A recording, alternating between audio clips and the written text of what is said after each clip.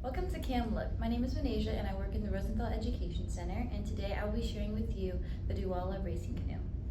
Today we look at a model of a racing canoe made by a Duala craftsman living in what is now Cameroon on the eastern coast of Africa. It is one of only 4 found in collections in this country, the other in the National Museum of African Art in Washington, D.C., and the Field Museum in Chicago.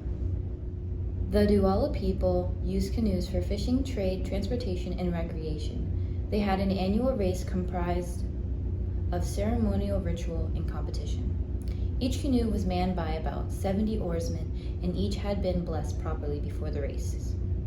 The race was the event of the year, and it drew hundreds together to watch and to celebrate.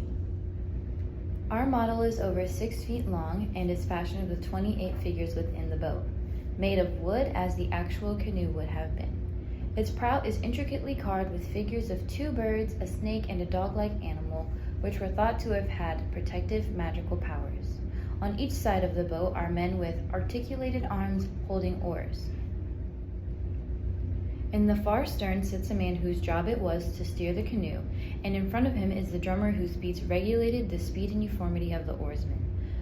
Amidship are 3 men whose responsibilities are unknown, and facing the racers is a man who appears to be the leader with the baton in his hand. What seems strange about this leader and another man is the formal European blacktop hats that they wear.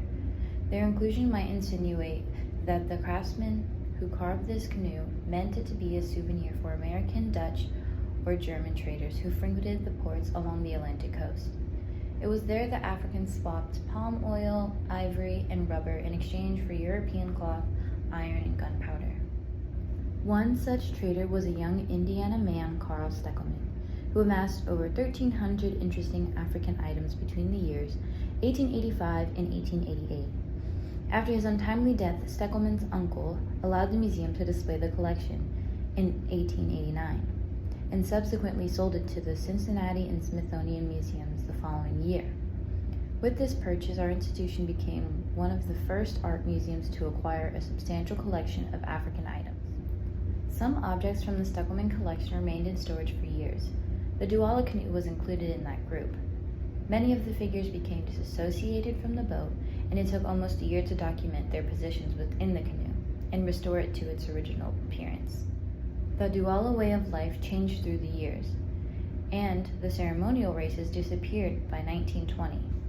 So the record of this significant annual event is now preserved in the form of the Art Museum's canoe. In our contemporary life, rowing has become a recognized sport and recreational activity. The size of our racing boats cannot compare with that of the Duala people. Can you think of other differences between the African regatta of the 19th century and our current ones? Thank you for joining me for Cam Look. We'll see you next time.